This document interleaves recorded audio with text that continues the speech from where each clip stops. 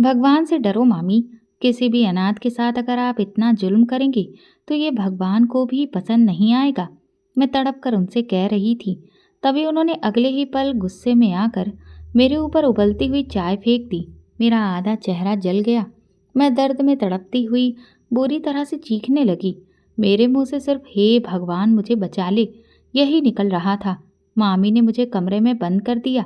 जब रात को मामा मुझे खाना खिलाने के लिए दरवाज़ा खोलकर अंदर आई तो मैंने तड़प कर उनसे कहा कि जब तक भगवान मुझे इंसाफ नहीं देगा मैं खाना बिल्कुल नहीं खाऊंगी। लेकिन फिर उसी रात कहर टूटा जब मेरी मामी। वो रात बहुत ही मुश्किल से कटी। भगवान का नाम लेते हुए जैसे तैसे सुबह का सूरज निकला। मैं नहा धोकर पूजा पाठ करने लगी। मेरा दिल बुरी तरह से खौफ का शिकार था। सुबह जब तक उजाला नहीं हुआ तब तक मैं बिस्तर पर ही पड़ी रही थी। लेकिन मेरी मामी का ये हुक्म था कि सुबह का उजाला चारों तरफ फैलने से पहले ही मुझे उठना होगा और घर के सारे काम निपटाने होंगे। लेकिन आज मुझे इतनी तेज़ बुखार था कि उसकी शिद्दत की वजह से बहुत कमज़ोरी लग रही थी और मेरा दिल नहीं कर रहा था कि मैं उठकर घर का काम करूं। मेरा पूरा बदन दर्द से चूर चूर हो रहा था। यहाँ तक कि जब मेरे कमरे का दरवाज़ा बजा तब भी मुझ में हिम्मत नहीं थी। मैंने बड़ी ही बेरुखी से घड़ी की तरफ देखा तो वो 8 बजे दिखा रही थी। जैसे तैसे उठकर मैंने दरवाज़ा खोला। मेरी यह हालत कल रात की दावत की वजह से हुई थी क्योंकि बहुत कड़ाके की ठंड पड़ रही थी। लेकिन इसके बावजूद भी मामी ने जो दावत रखी थी उसमें जितने भी बर्तन हुए थे वो सारे के सारे मुझसे ही धुलवाए थे और इसी वजह से आज मुझे तेज बुखार आ गया था।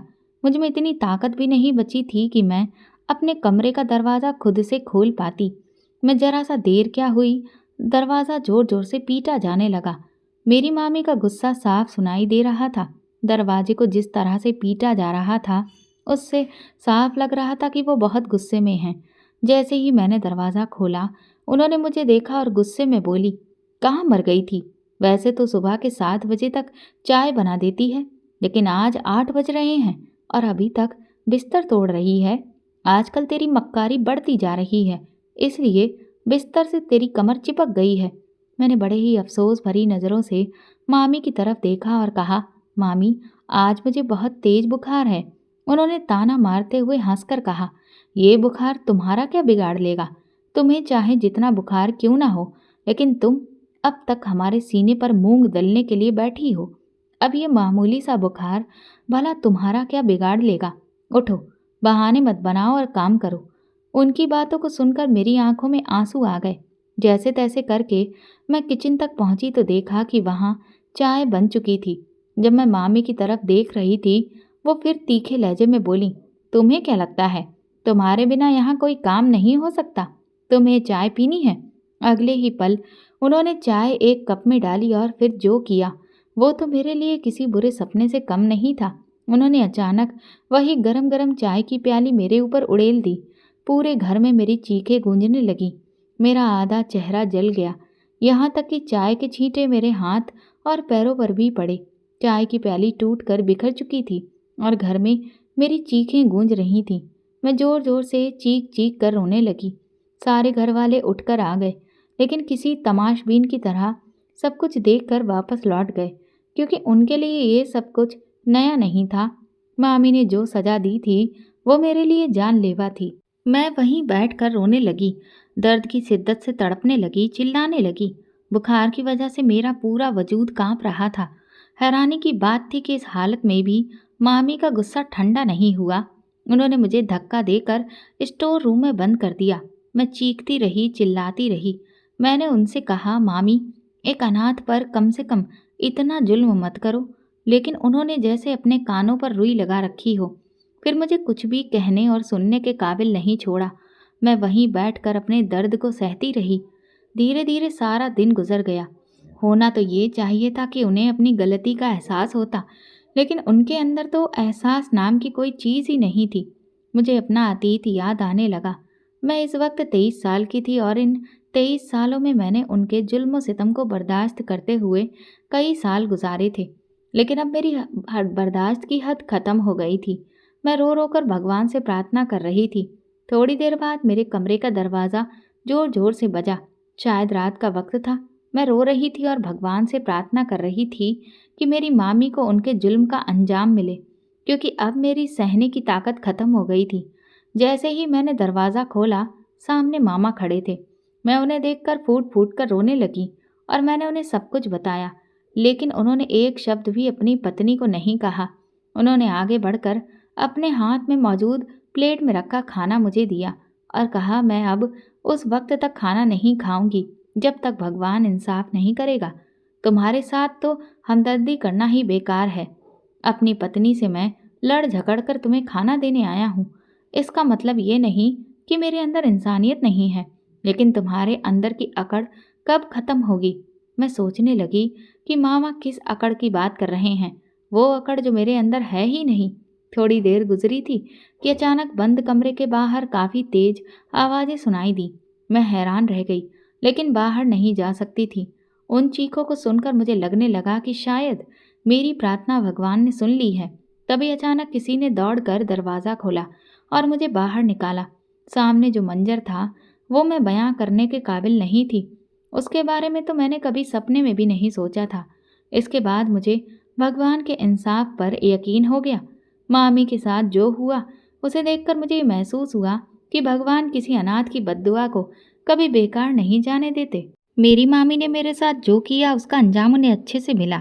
मुझे अपना अतीत का हर एक लम्हा याद आने लगा।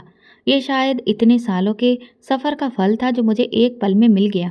वो मंजर इतना भयंकर था कि देखकर मेरे पैरों तले से ज़मीन खिसक गई। मेरा नाम सीमा है। जब से मैंने होश संभाला तब से मैंने अपने माँ बाप के बीच कभी भी प्यार मोहब्बत नहीं देखा, बल्कि हमेशा उन्हें आपस में लड़ते झगड़ते हुए ही देखा।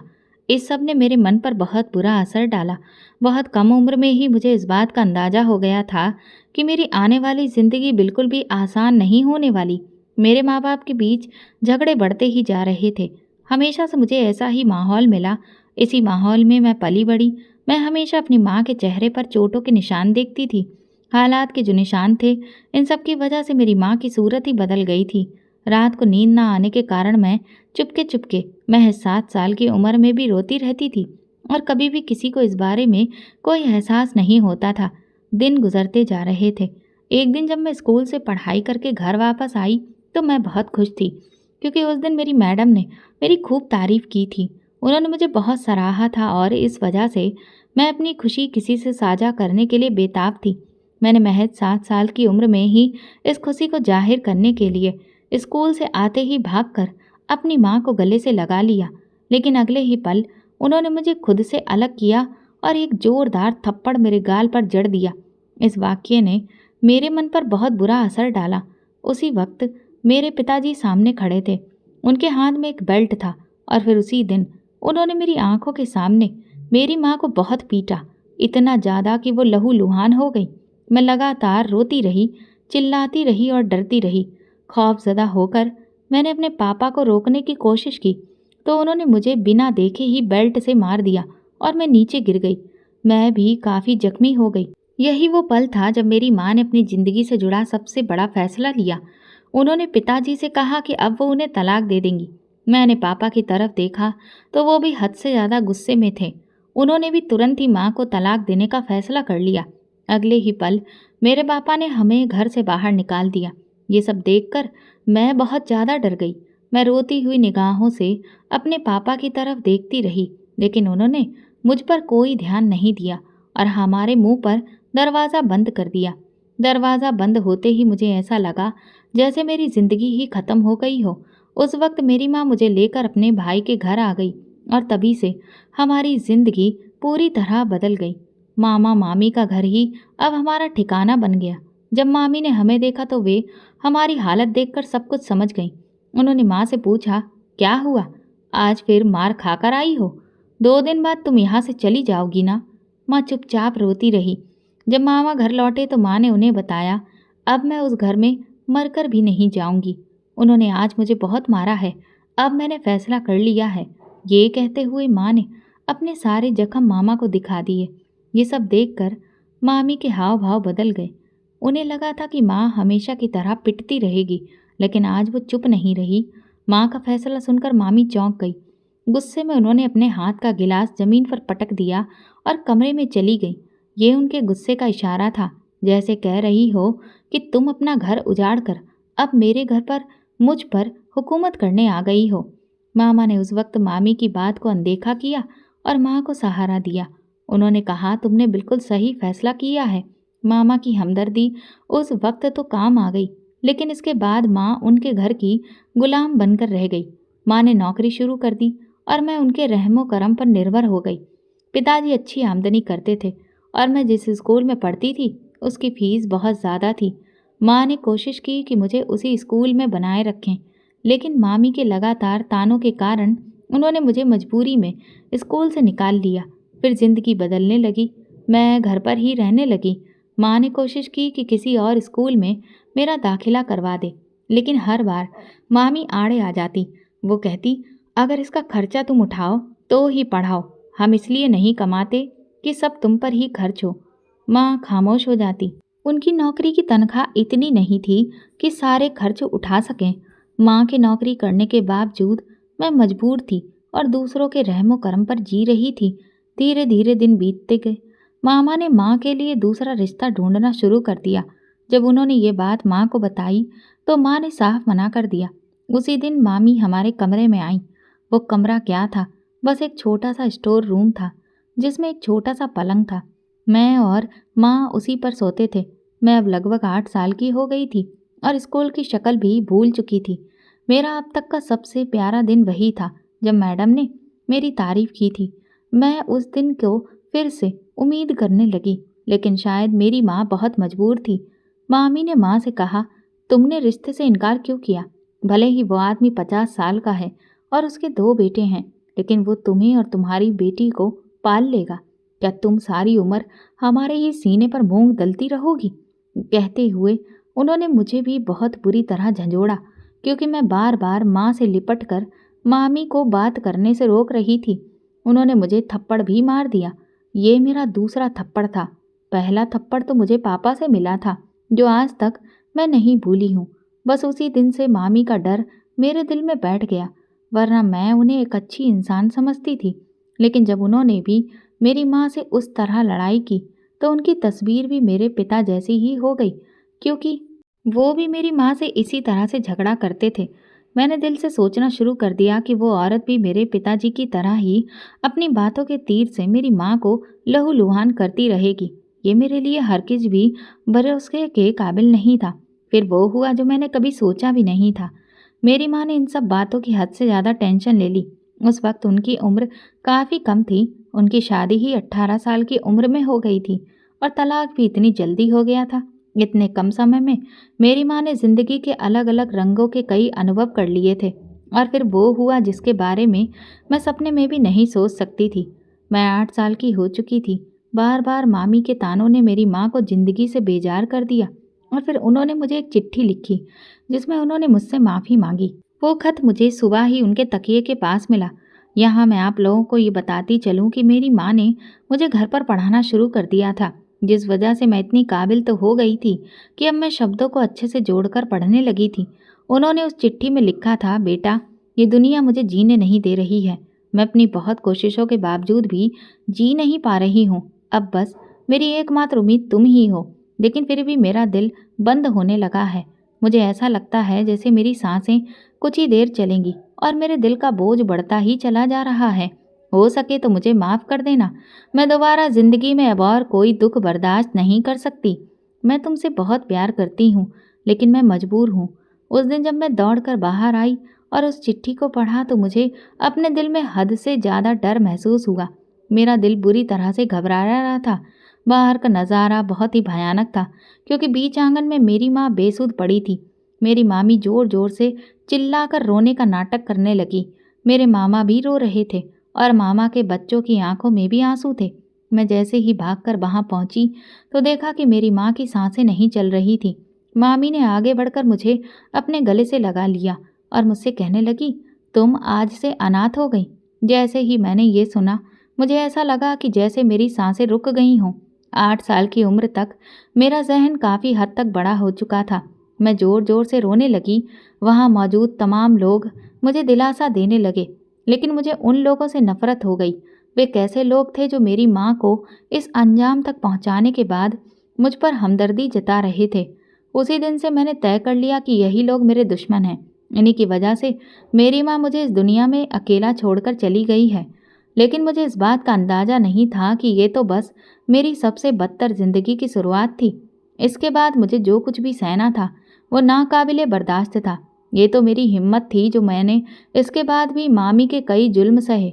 मुझे नहीं पता था कि मामी अब एक क्रूर औरत बन जाएगी और मेरी ज़िंदगी पूरी तरह से तबाह हो जाएगी। मेरी माँ के देहांत को सिर्फ 3 दिन ही गुजरे थे, लेकिन मामी के हाव भाव पूरी तरह से बदल चुके थे। लोगों के सामने वो प्यार जताकर मुझसे हमदर्दी करती थी, लेकिन उनकी असलियत मुझे 3 दिन के भीतर ही समझ आ गई थी। उन्होंने तड़के सुबह सुबह मुझे कमरे में आकर उठाया और कहने लगी, चल उठ, क्या सारा दिन पलक तोड़ेगी? तेरी माँ तो अब इस दुनिया से चली गई है और जाते जाते हमारे माथे पर अपनी जान लेने का कलंक लगा गई है। लोग तरह तरह की बातें कर रहे हैं कि ज़रूर इसके भाई भाभी ने उसे ठीक से नहीं रखा होगा, इसीलिए उसने ऐसा कदम उठाया। सब लोग तुझ पर तरस खा रहे हैं, जबकि तू तरस खाने के लायक बिल्कुल भी नहीं है। इन सारी बातों को समझने के लायक मैं नहीं थी, इसलिए बस रोने लगी। लेकिन फिर भी मामी को मुझ पर जरा सा भी रहम नहीं आया। उन्होंने कड़कड़ाती ठंड में मुझे सुबह सुबह ही उठाकर रसोई में खड़ा कर दिया और कहने लगी कि अब ये पूरा किचन मुझे साफ करना है। मुझे घर के काम करना नहीं आता था, इसलिए जब मैंने बर्तन धोने शुरू किए तो कांच के कई बर्तन टूट गए। ये देखकर मामी का गुस्सा 7वें आसमान पर पहुंच गया। उस रात उन्होंने मुझे लकड़ी के डंडे से बहुत मारा और मैं वहीं रोते रोते आंगन में सो गई। अपनी माँ को याद करते करते मेरी आंख लग गई। उस वक्त मैंने सपना देखा कि मेरी माँ खूब हंस रही है, मेरे साथ खेल रही है और मुझे अपने पास बुला रही है। लेकिन जैसे ही मैं उनकी तरफ बढ़ती हूँ, हमारे बीच में एक दीवार बन जाती है। तभी अचानक मेरी आंख खुल जाती है। मैं सोचने लगी कि ये सपना कैसा था। सच कहूँ तो ये सपना ऐसा था जिसे मैं चाहकर भी खत्म नहीं होने देना चाहती थी, क्योंकि मैंने अपनी माँ को पहली बार मुस्कुराते हुए देखा था और मैं चाहती थी कि वो मुस्कान कभी खत्म ना हो। लेकिन फिर मामी की तेज आवाज ने मेरी आंखें खोल दी। शायद वो रात का कोई आखिरी पहर था। मैं हद से ज्यादा घबरा गई थी, इसलिए तुरंत दौड़कर मामी के कमरे की तरफ जाने लगी। मुझे नहीं पता था कि वो तो इस वक्त एक क्रूर औरत बनी बैठी हैं और मुझे दुख और तकलीफ देने के लिए किसी भी हद तक जा सकती हैं। मैं जैसे ही आगे बढ़ी तो मुझे उनकी बातें करने की आवाज़ सुनाई दी। वो आवाज़ उनके कमरे से नहीं, बल्कि उनके कमरे के बगल में मौजूद गैलरी से आ रही थी। मैं जब उस तरफ झांकने लगी तो देखा कि वो किसी को पैसे दे रही थी और कह रही थी, तुम अपना मुंह बंद रखना, क्योंकि ये सब कुछ हमने आपस में मिल बांट कर तय किया है। किसी को कुछ भी मत बताना, ये तुम्हारा मुआवजा है। मेरा छोटा सा मन ये सब कुछ भला कहाँ समझ सकता था, लेकिन मैंने जो कुछ सुना उससे मेरे छोटे से मन ने पूरी तरह से आत्मसात कर लिया था, जो कि अब छोटा नहीं रहा था। अब वो काफी हद तक बड़ा हो चुका था। जुल्म के साथ साथ वो इस बात का भी आदी हो चुका था कि जालिम कौन है। मामी ने उस दिन उस आदमी को पैसे देकर वहां से रवाना कर दिया और कहा कि मैंने इसका पूरा इंतजाम कर दिया है। सबको लगा कि उसने अपनी जान खुद ही ले ली है, जबकि किसी को इस बात का अंदाजा भी नहीं हुआ कि उसे तो खाने में जहर दिया गया था। ये सब सुनते ही मेरे पैरों तले से जमीन खिसक गई और मेरी चीख निकल गई। मामी ने मेरी चीख सुन ली। उनके हाथ पैर ठंडे पड़ने लगे, लेकिन अगले ही पल जैसे ही उन्होंने देखा कि ये सारी बातें मैंने वहीं खड़े होकर सुनी हैं और ये चीख भी मेरी ही थी, तो उन्होंने तुरंत मुझे अपनी क्रूरता का निशाना बना डाला। इस बार तो उन्होंने हद ही कर दी थी। उन्होंने मुझे स्टोर रूम में बंद कर दिया, वही स्टोर रूम जिससे वो मुझे हमेशा डराया करती थी कि वहाँ ढेर सारे चूहे और छिपकलियाँ रहती हैं। कहती थी, अगर तुम मेरी बात नहीं मानोगी और मुझे परेशान करोगी तो मैं तुम्हें इसी स्टोर रूम में बंद कर दूंगी। आज खुद को चूहों और छिपकलियों के बीच देखकर भी मैं नहीं रोई, क्योंकि जो हकीकत मुझे पता चली थी वो इतनी भयानक थी कि अगर मैं मामा को बता देती तो मामी का घर पूरी तरह से बिखर जाता और फिर वो खुद पर कैसे इतना फक्र करती। मैं डर के मारे बिल्कुल चुप हो गई थी। मामी की क्रूरता ने मेरी सोचने समझने की क्षमता खत्म कर दी थी। ऐसा लग रहा था जैसे मैं खुद को पूरी तरह से भूल चुकी हूँ। अगली सुबह जब उन्होंने मुझे स्टोर रूम से बाहर निकाला तो मैं बहुत बुरी तरह घबराई हुई थी। उनके आदेश पर मैं सारे काम लगातार करती जा रही थी, क्योंकि उन्होंने आंखों ही आंखों में मुझे इशारा कर दिया था कि अगर तुमने किसी को कुछ भी बताया तो तुम भी अपनी माँ की तरह बेमौत मारी जाओगी। वो मेरी माँ की कातिल थी और मेरी आंखों के सामने खुली घूमती फिरती रही और मैं उसका कुछ भी नहीं कर सकी। उस वक्त मैं बहुत छोटी थी। मैं अंदर ही अंदर इस बात का सदमा लेकर धीरे धीरे बड़ी होती रही। ये बात मैंने किसी को भी नहीं बताई, बस हर पल अपनी माँ को याद करके रोती रहती। मेरे लिए रातें बहुत मुश्किल होती थी। कभी मुझे किचन एरिया में सोना पड़ता था तो कभी कमरे के बाहर, क्योंकि मेरा कोई ठिकाना ही नहीं था। अब मामी के बच्चे भी बड़े हो गए थे। घर में मौजूद 6 कमरों में से 4 कमरे उनके बच्चों के पास थे। मामा मामी का एक कमरा था और एक गेस्ट रूम था। मुझे अक्सर उसी गेस्ट रूम में सोना पड़ता था, लेकिन मामी को ये बात भी बर्दाश्त नहीं थी। वो अक्सर मुझे वहां से भी हटा देती थी, ये कहकर कि कल मेहमान आने वाले हैं। कभी कहती परसों आएंगे। मामी के 4 बच्चे थे, 2 बेटे और 2 बेटियां। बेटियां मुझसे बड़ी थीं और बेटे छोटे, लेकिन वे सब मुझे अपनी नौकरानी समझते थे। कभी उनकी बड़ी बेटी मुझे अपने कपड़े प्रेस करने को देती तो उनका छोटा बेटा मुझसे सारा होमवर्क करवाता। रात को जब मैं थकी हारी सोने की जगह तलाश करती तो ये सब अपने काम मेरे पास ले आते। अगर मैं मना करती तो मामी का कहर मुझ पर टूट पड़ता। मैं उनके लिए एक फुल टाइम नौकरानी थी, एक ऐसी नौकरानी जिसे तनख्वाह देने की भी जरूरत नहीं थी। बस 2 वक्त की रोटी चाहिए थी, और वो भी तब मिलती थी जब सब खाना खा चुके होते और बचे हुए टुकड़ों में से मुझे खाना पड़ता था। मैं अक्सर भगवान को याद करके रोती रहती थी। मैं आपको ये बताती चलूं कि जब मामा को मुझ पर थोड़ा तरस आया तो उन्होंने मुझे कुछ किताबें लाकर दी थी और कहा कि तुम इनको पढ़ो और एग्जाम की तैयारी करो। तुम्हें पढ़ाना अब मेरी जिम्मेदारी है। लेकिन मामी को ये भी बर्दाश्त नहीं हुआ। उन्होंने चुपचाप मेरे पास से किताबें लेकर कहीं छुपा दी और सीधे तौर पर कह दिया कि अब ये क्या पढ़ेगी, इसने तो अपनी किताबें फाड़ डाली हैं। इतना बड़ा झूठ सुनकर मेरा दिल किया कि जोर जोर से चिल्लाऊं। अब मैं लगभग 15 साल की हो चुकी थी। इन बीते सालों में उन्होंने मुझ पर जुल्म करने की सारी हदें पार कर दी थी और मैं चुपचाप सहती रही। वो रात जो मैंने बचपन में सुना था मेरे सीने में दफन था और अब भी मुझे याद था। मामी की बेटियां अब शादी के काबिल हो चुकी थीं, इसलिए उनके रिश्ते आने लगे थे। मैं मामी की बेटियों से ज्यादा सुंदर थी, इसलिए मामी ने मुझ पर ये पाबंदी लगा दी कि जब भी कोई मेहमान घर में आएगा तो मैं घर के पीछे बने छोटे से कमरे में छुप जाया करूं। वो कमरा बहुत बदबूदार था, जहां गटर की लाइनें थीं। वो अक्सर मुझे पूरा दिन उसी कमरे में बिठाए रखती थी। काम तो सारा मुझसे ही करवाती थी, सफाई, खाना पकाना। लेकिन जब रिश्ते वाले आते तो मुझे धमकाकर उस कमरे में भेज देती। मेरे मामा को मामी की इन हरकतों की भनक नहीं थी। हाँ, वो इतना जानते थे कि मामी मुझे पसंद नहीं करती। इसीलिए जब मामी ने किताबों की बात कही तो उन्होंने उस पर विश्वास नहीं किया और खुद किताबों की तलाश में लग गए। जब उन्हें किताबें मिल गईं, तो फिर उन्होंने वापस आकर मुझे वो सारी किताबें थमा दी। मैं चुपके चुपके रातों को जाग जाग कर एग्जाम की तैयारी करने लगी।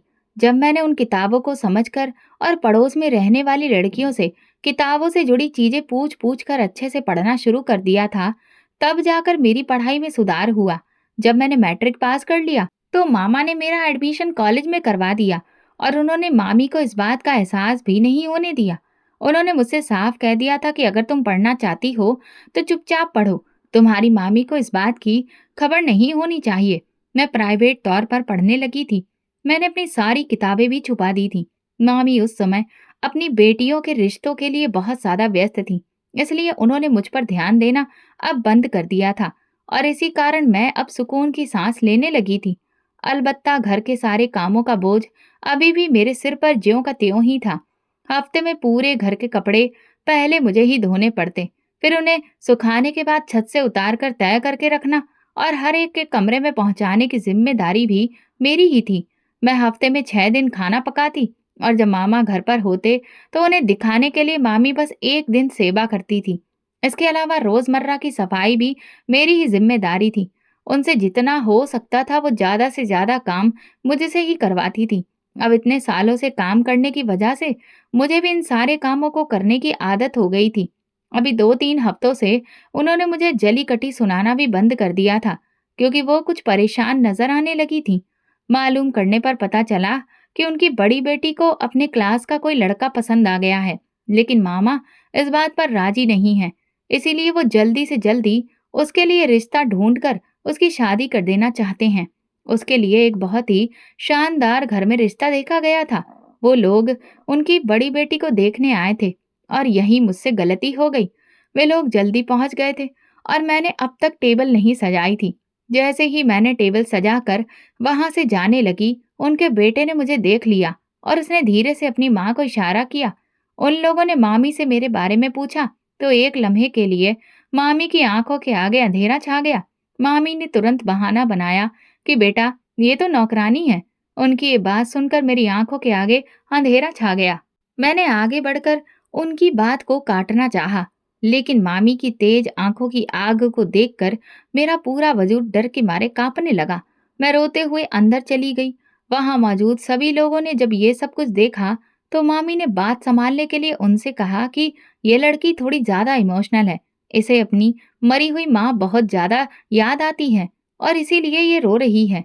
वे लोग निश्चिंत हो गए और फिर वहां से चले गए। लेकिन इसके बाद जो कहर मेरी जिंदगी में टूटा, वो मैं कभी भी नहीं भूल सकती। मामी स्टोर रूम में तुरंत बौखलाई हुई आईं और उन्होंने मेरे बालों को कसकर पकड़कर खींचा और मुझे जमीन पर पटक दिया। उन्होंने कहा, किस बेवकूफ ने तुझे ये बताया था कि तू उन लोगों के सामने आए? क्या मैंने तुझे साफ साफ नहीं समझाया था कि तू मेहमानों के सामने नहीं आएगी?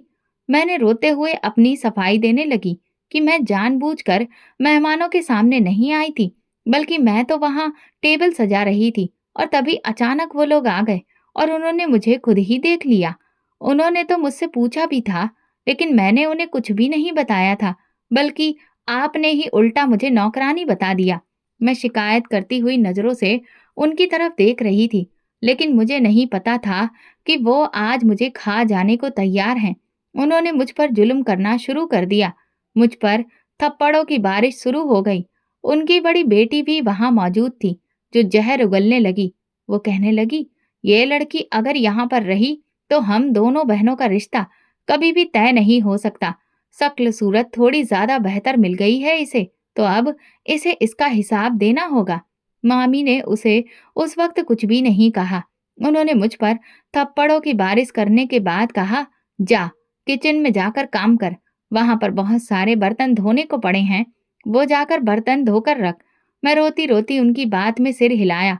ये ठंड का मौसम था, दिसंबर के दिन चल रहे थे।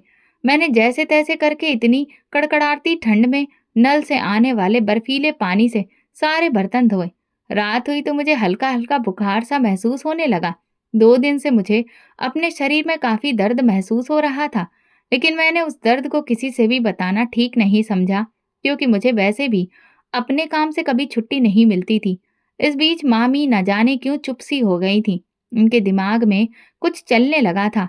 मुझे थोड़ा सा अजीब लगने लगा। बर्तन धोकर जैसे ही मैं फ्री हुई और पीछे पलटी तो वो मुझे अपने सिर पर ही खड़ी दिखाई दी।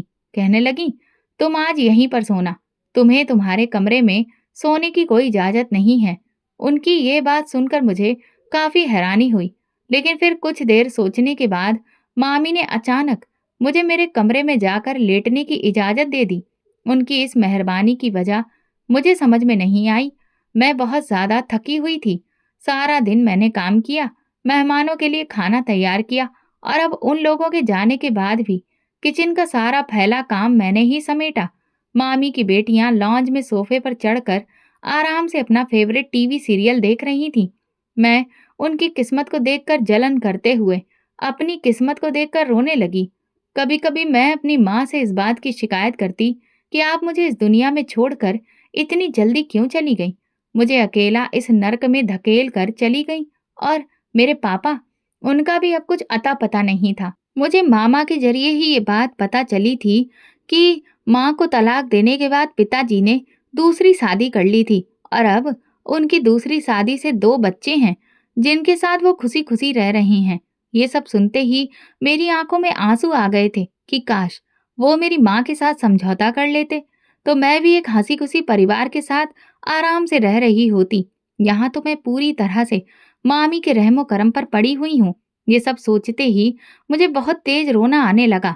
और उस दिन तो हद ही हो गई जब मैंने खुद अपने बाप को उनके बच्चों के साथ देखा। मेरी आंखों में बेपनाह हसरत थी। मैं उन्हें एक बार भी पुकार न सकी। और फिर इसके बाद ही वो रिश्ते वाला मामला हो गया। उस दिन जब मैं बिस्तर पर लेटी, तब मुझे इस बात का अंदाजा हुआ कि मैं कितनी ज्यादा थकी हुई हूँ। और फिर अचानक से मुझे कपकपी लगने लगी। तब मुझे समझ आया कि 2 दिन से लगातार इतने ठंडे पानी में काम करने की वजह से मुझे बुखार हो गया है। मैंने उठकर बुखार की दवा खाई और सोने की कोशिश करने लगी, लेकिन बुखार इतना तेज था कि दवा ने कोई असर नहीं दिखाया और मैं सारी रात तड़पती रही। सुबह जब हल्की हल्की रोशनी फैलने लगी, तब जाकर कहीं मुझे नींद आई। मेरे अंदर जरा भी हिम्मत नहीं बची थी कि मैं उठकर कोई भी काम करूं, लेकिन मुझे अच्छे से पता था कि ये मेरे उठने और काम करने का समय है। पर मेरा शरीर जवाब दे गया था, लेकिन दिमाग को तो सब पता था ना। और इसी डर की वजह से अब मुझे नींद नहीं आ रही थी। मैं चुपचाप बिस्तर पर लेटी थी।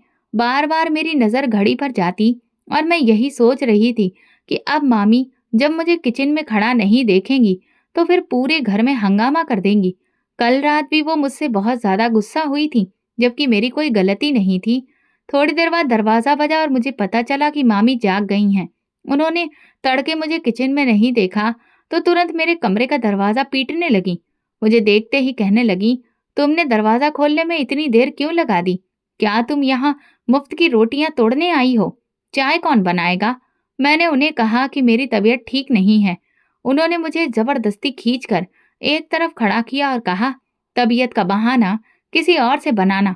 अभी तुरंत नीचे जाओ और चाय बनाओ। मैंने उनकी तरफ रोते हुए देखा और कहा, मामी, एक अनाथ पर इतना जुल्म भी अच्छा नहीं होता, क्योंकि भगवान की लाठी बेआवाज होती है। जैसे ही उन्होंने मेरी ये बात सुनी, उनके माथे पर बल पड़ गए। मैंने उन्हें पहली बार मुंह खोलकर जवाब दिया था, और वो भी इसलिए क्योंकि मेरी तकलीफ हद से ज्यादा हो चुकी थी और अब मैं ये बर्दाश्त नहीं कर पा रही थी। लेकिन मैं उनके मंसूबों को नहीं समझ पाई। मैं जैसे ही नीचे गई और चाय बनाने लगी, तो उन्होंने फौरन मेरे लिए एक कप चाय भर दी और कहने लगी, तुम्हारी तबीयत ठीक नहीं है ना, ये लो चाय पियो। और फिर अगले ही लम्हे उन्होंने जुल्म की सारी हदें पार कर दी। उन्होंने वो गरम गरम चाय मेरे चेहरे पर फेंक दी। मैं रोने लगी, चिल्लाने लगी। पूरा घर मेरी चीखों से गूंज उठा। उनकी बेटी के लिए जो रिश्ता आया था, उन लोगों ने मुझे पसंद कर लिया था। इसी जलन में उन्होंने मेरे चेहरे को जलाने का घिनौना प्लान बनाया। मैं दर्द की तेजी से बिलबिला रही थी, लेकिन मुझे राहत देने के बजाय उन्होंने मुझे स्टोर रूम में बंद कर दिया। मैं वहां पूरी रात तड़पती रही। रात के शायद 11 बजे होंगे जब दरवाजा खुला और मैंने सामने मामा को देखा, जो शर्मिंदा लग रहे थे। उन्होंने मेरे सामने खाना रखा। मैंने मुंह फेर लिया और कहा, मैं तब तक खाना नहीं खाऊंगी जब तक भगवान मुझे इंसाफ नहीं दिलवाएंगे। अब मैं आपके लिए दिल से कोई दुआ नहीं कर सकती। मेरे लिए मामी के लिए सिर्फ बद्दुआ है। उन्होंने मेरी बात सुनी और गुस्से में खाना वापस ले गए। अभी वो कमरे से गए ही थे कि तभी मुझे अचानक बाहर से चीखने की आवाज आई। दरवाजा बंद था, इसलिए मैं बाहर नहीं जा सकती थी। लेकिन तभी किसी ने मेरा दरवाजा खोल दिया और बाहर आने का इशारा किया। वो मामी का सबसे छोटा बेटा था। वो मुझसे कहने लगा, मेरी माँ को माफ कर दो, उनकी हालत बहुत खराब है। मैं जैसे ही बाहर दौड़ी तो देखा कि मामी पूरी तरह झुलस चुकी थीं। उनका चेहरा और शरीर भयानक रूप में बदल चुका था। वो बुरी तरह से रो रही थी, चिल्ला रही थी, कभी अपने पति से माफी मांगती तो कभी दर्द से तड़पती। मामा उन्हें अस्पताल ले जाने की कोशिश कर रहे थे, लेकिन मामी ने मेरा इंतजार किया। जैसे ही मैं उनके सामने पहुंची, वो मुझसे हाथ जोड़कर माफी मांगने लगी और बोली, मुझे माफ कर दो, मेरी हालत देखो, मैं मरने के करीब हूँ। मैं पूरी तरह से जल चुकी हूँ। मैं फटी फटी आंखों से ये मंजर देख रही थी। कल तक जो औरत मुझ पर जुल्म की सारी हदें पार कर रही थी, आज वो मेरे सामने हाथ जोड़कर अपने किए की माफी मांग रही थी। हालांकि मैं उन्हें माफ नहीं करना चाहती थी, लेकिन उनकी हालत इतनी दर्दनाक थी कि ये सब देखकर ऐसा लगा जैसे किसी ने मेरा दिल मुट्ठी में कैद कर लिया हो। उनके साथ जो हादसा हुआ, उसे बयान कर पाना बहुत ही मुश्किल है। वो मुझे बंद किए जाने के बाद जैसे ही किचन में दाखिल हुई और उन्होंने गैस जलाई, तभी अचानक आग ने उनके पूरे शरीर को अपनी लपेटों में ले लिया। वो भागकर बाहर आई, लेकिन उनका पैर फिसल गया और वे वहीं गिर पड़ी। उनकी कमर की हड्डी में बुरी तरह चोट लग गई। वहीं पर जब उनकी बड़ी बेटी ने ये सारा नजारा देखा, तो उसने अपनी माँ को बचाने के लिए उन पर पानी डालने की कोशिश की, लेकिन आग बुझने का नाम ही नहीं ले रही थी। यहाँ तक कि आग ने उनके पूरे शरीर को जलाकर कोयला बना दिया, सिर्फ उनका चेहरा बच गया। जब मैंने शीशे में अपने चेहरे के निशान देखे और उन्हें देखा, तो मुझे भगवान के इंसाफ पर भरोसा हो गया। भगवान ने उन्हें भी मेरे दर्द का एहसास उसी तरह से कराया था। फिर उन्हें अस्पताल ले जाया गया, लेकिन अस्पताल से जो खबर आई वो सुनकर ऐसा लगा जैसे मेरी माँ की मौत का बदला लिया गया हो। खबर ये थी कि मामी अब हमेशा के लिए लाचार हो गई हैं और दूसरों पर मोहताज बन गई हैं। ये सुनकर मुझे खुशी तो नहीं हुई, लेकिन इस बात का एहसास जरूर हुआ कि इंसान जो बोता है वही काटता है। मामी काफी लंबे समय से अपने लिए मुसीबत के बीज बो रही थीं, और आज जब उनके जुल्मों की फसल तैयार हुई तो उसने उन्हें किसी लायक नहीं छोड़ा। वे बुरी तरह से झुलस गईं और लाचार होकर बिस्तर से लग गईं। ये भगवान का सबसे बड़ा इंसाफ था। वो मुझसे बार बार माफी मांगती, लेकिन मैं उन्हें कोई जवाब नहीं देती। मैं इतनी जल्दी उन्हें उनके सारे गुनाहों के लिए कैसे माफ कर देती? वे जुल्म जो मैंने सालों तक सहे थे, लेकिन फिर भी मेरा दिल उनकी तरह पत्थर नहीं बन सका। मैंने उन्हें माफ कर दिया।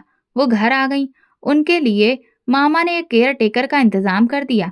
मैं अब उनके कमरे में कम ही जाती थी। उधर मेरे एग्जाम्स भी शुरू हो चुके थे और मैं मन लगाकर उसकी तैयारी करने लगी। मामा ने घर में एक नौकरानी भी रख दी, जिससे मेरी जिंदगी थोड़ी आसान हो गई थी और मैंने सुकून की सांस ली। जो कुछ भी मामी ने मेरी माँ के साथ किया था, उससे बढ़कर उन्हें सजा मिल गई थी। मेरी माँ तो इस दुनिया से विदा होकर कहीं न कहीं सुकून की जिंदगी गुजार रही होगी, लेकिन अब मामी का क्या होगा? उन्होंने इस दुनिया में रहकर जिल्लत और रुसवाई को गले लगाया था। एक अनाथ पर जुल्म करके उन्होंने अपने गुनाहों की फहरिस्त इतनी लंबी कर ली थी कि भगवान को भी उन पर तरस नहीं आया। अब वे एक लाचार जिंदगी जीने पर मजबूर हैं। जब भी मैं उनके कमरे के पास से गुजरती हूँ, तो उनकी रोने चिल्लाने की आवाजें सुनाई देती हैं। ऐसे समय में उनकी सगी औलादें भी उन्हें छोड़ चुकी हैं। मामा अब दूसरी शादी के बारे में गंभीरता से सोच रहे हैं। मुझे ना तो इन बातों में कोई खुशी है और ना ही कोई दुख। मैं तो बस भगवान के इंसाफ को देख रही हूँ। मेरी जिंदगी में अब सुकून आ गया है, क्योंकि मेरी जिंदगी को दुखों से भरने वाली अब खुद बिस्तर से लग गई है। मामी अब अपने कर्मों की सजा भुगत रही हैं। मैं पढ़ लिख कर अब एक अच्छी नौकरी कर रही हूँ। मामा ने मेरे लिए एक बहुत ही अच्छा रिश्ता देखा है। उस रिश्ते को देखकर मुझे ये उम्मीद है कि मेरी आगे की जिंदगी बेहतर गुजरेगी। मैंने इतने साल जिस नरक में रहकर गुजारे हैं, अब उसके दरवाजे बंद होने वाले हैं। मेरे होने वाले पति बहुत चाहते हैं मुझे और एक नेक दिल इंसान है। उनकी नज़र में किसी को सुकून देना ही जीवन का सबसे बड़ा मकसद है। मैं एक ऐसे बेहतरीन इंसान के साथ अपनी जिंदगी आगे बढ़ाने के लिए बेसब्री से इंतजार कर रही हूँ। उनका जो जमीर मैंने अब तक देखा है, उससे मुझे उम्मीद है कि मेरी जिंदगी में अब सिर्फ खुशियां ही खुशियां होंगी। दूसरी ओर मामी अब सिर्फ दूसरों पर बोझ बनकर रह गई हैं। उनके अपने सगे संबंधी भी अब उनकी ओर नहीं देखते। उनकी दुनिया अब एक कमरे तक सीमित रह गई है। अक्सर उनके कमरे से चीखने चिल्लाने की आवाजें आती हैं, लेकिन कोई भी उनकी परवाह नहीं करता। जो कुछ भी वे अब तक करती आई थीं, उसका अंजाम ही आज वे भुगत रही हैं। दोस्तों, अगर आपको हमारी कहानी पसंद आई हो तो कमेंट करके ज़रूर बताएं। वीडियो को लाइक करें और ज़्यादा से ज़्यादा शेयर करें। अगर आप चैनल पर नए हैं तो सब्सक्राइब जरूर करें और नोटिफिकेशन बेल दबाएं, ताकि अगली अपडेट सबसे पहले आपको मिले। धन्यवाद।